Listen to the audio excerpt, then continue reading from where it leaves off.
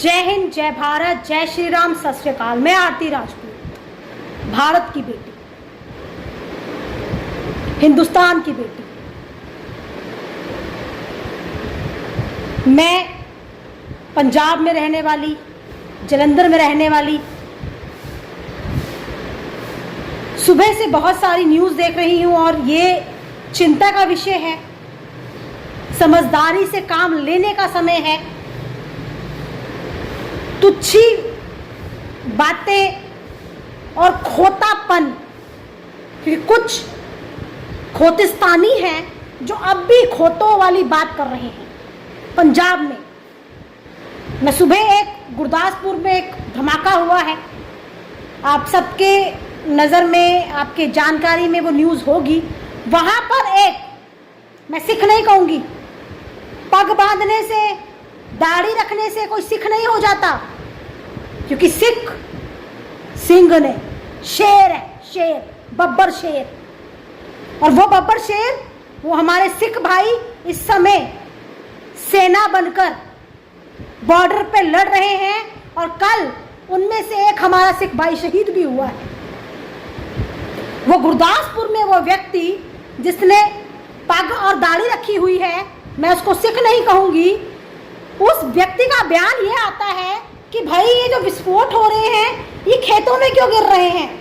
अभी तो ये पता ही नहीं ये पाकिस्तान करा रहा है कि हिंदुस्तान करा रहा है। शर्म करो थोड़ी सी। तुम चाहते हो, तुम कहते हो कि वो निशाना फिर सीधा क्यों नहीं लग रहा, खेतों में क्यों गिर रहा है। वो हमारे सैनिक, हमारी एयरफोर्स उन निशानों को ऊपर आसमान में ही तबाह कर रही है। वो बीच रास्ते में ही फोड़ दिए जाते हैं, जमीन पे आके गिरते हैं। जब बहुत ऊंचाई पे फोड़े जाते हैं तो उनके टुकड़े गिर जाते हैं, आगे नुकसान नहीं होता। लेकिन बहुत करीबी में फोड़े जाते हैं तो नुकसान भी होता है। लेकिन ये ज़रा ये सोचो, फोड़ने के बाद जब वो ज़मीन में गिर रहे हैं तो 10 फुट का गड्ढा हो जाता है। अगर हमारी सेना उसको फोड़े ना, तुम्हारे निशानों पे आके लगे तो तुम बचो ना। शर्म करो। और शर्म तुम सबको करनी चाहिए जो लोग हमारे प्रशासन की बात नहीं सुन रहे हैं। आज सुबह में एक जलंधर की वीडियो देख रही थी, एक पत्रकार भाई ने न्यूज़ में डाला है कि भाई रात को अनाउंसमेंट हो रही थी, उसने सोचा कि शायद कोई प्रशासन के लोग अनाउंसमेंट कर रहे हैं। जब बाहर आके देखता है तो वहां पर प्याज बिक रहे हैं। फिरोजपुर में जो घटना हुई है, क्यों हुई है, सबको पता लग गया है कि वहां पर लाइट्स ऑन थी। क्या डीसी रोज आपको बोले कि अंधेरा होते ही लाइट्स ऑफ कर दे?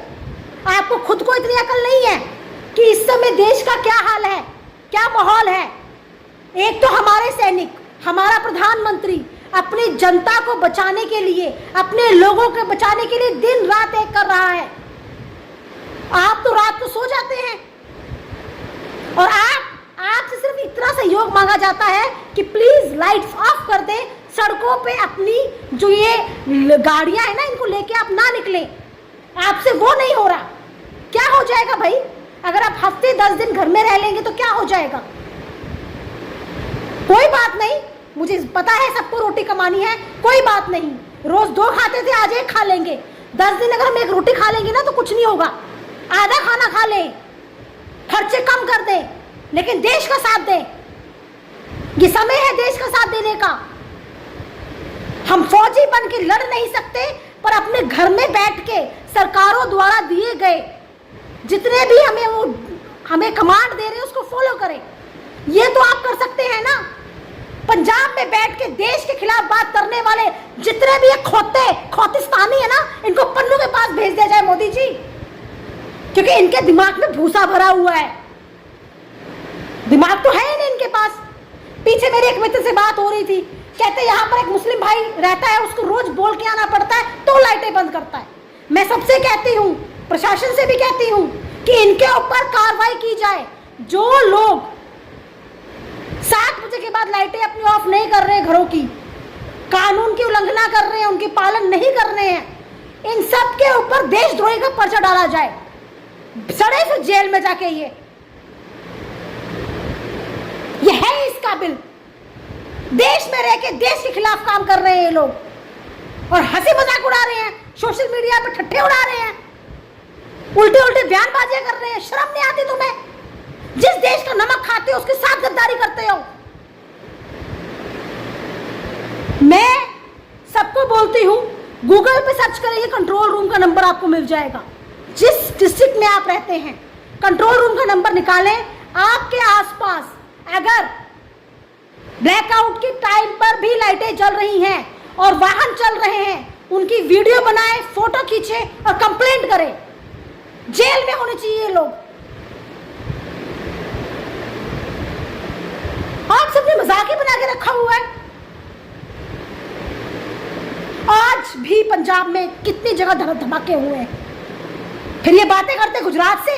अरे मुझे बताओ, अगर मिसाइल पंजाब में आके गिरेंगी तो डिफेंसिव पंजाब से होगा ना कि गुजरात से होगा? हम तो कह रहे हैं, मोदी जी ने कहा गद्दारों को दे दो, उग्रवादियों को दे दो, ये लड़ाई यहीं रुक जाएगी।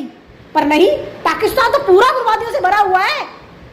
वो तो उग्रवादियों का गढ़ है, वो क्यों देंगे उनके आकाओं को? आज पंजाब का माहौल इन उग्रवादियों के कारण खराब हो रहा है।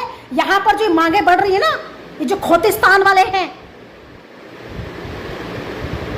जिनके दिमाग में भूसा भरा हुआ है, जो कि सिर्फ उनको एक ही वर्ड आता है, एक ही बात आती है, मोदी जी उनका दुश्मन है, हमारा प्रधानमंत्री उनका दुश्मन है। वो प्रधानमंत्री जो दिन रात देश के लिए तत्पर है। पता नहीं क्यों दुश्मन बना के बैठे हैं। कभी आगे कुछ कहा आपको प्रधानमंत्री ने? कौन सी शर्तें आपकी नहीं मानी? कि उनका दुश्मन है, हमारा प्रधानमंत्री उनका दुश्मन है। वो प्रधानमंत्री जो दिन रात देश के लिए तत्पर है। पता नहीं क्यों दुश्मन बना के बैठे हैं। कभी आगे कुछ कहा आपको प्रधानमंत्री ने? कौन सी शर्तें आपकी नहीं मानी? सारी बात आपकी वो मानते हैं। इस समय तो अपोजिशन भी अप्रिशिएट कर रही है मोदी जी को और समर्थन दे रही है, पर तुम खोते, ये भूसे के दिमाग वाले, तुम्हारे दिमाग में अकल नहीं आई। आके अब भी बोलते हैं मोदी करा रहा है, मोदी करा रहा है। शर्म करो।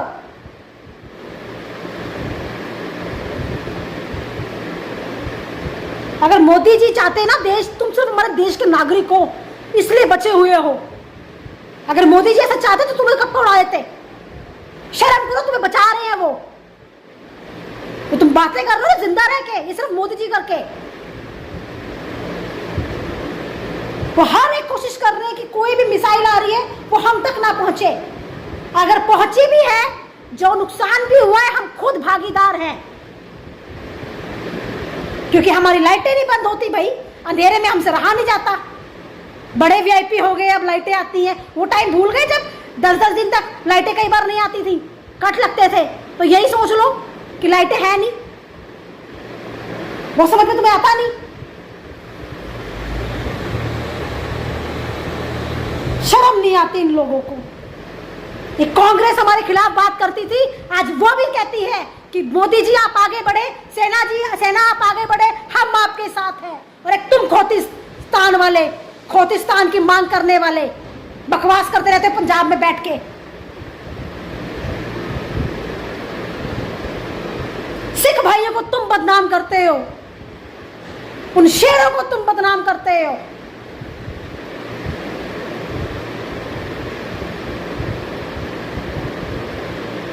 मैं हाथ जोड़ के विनती करती हूं, प्लीज ये समय है हम सबको एक होने का। प्रशासन का सहयोग करें प्लीज। ऐसी बातें मत करें, क्योंकि दिन प्रतिदिन युद्ध बढ़ रहा है, लड़ाई बढ़ रही है। और हम सबका फर्ज है, हर एक भारतीय का ये फर्ज है कि हम अपनी सेना, प्रशासन और अपने प्रधानमंत्री का साथ दें। ये विनती है मेरी आपसे हाथ जोड़कर। आशा करती हूं आप इस बात को समझेंगे। जय हिंद, जय भारत, जय सेना।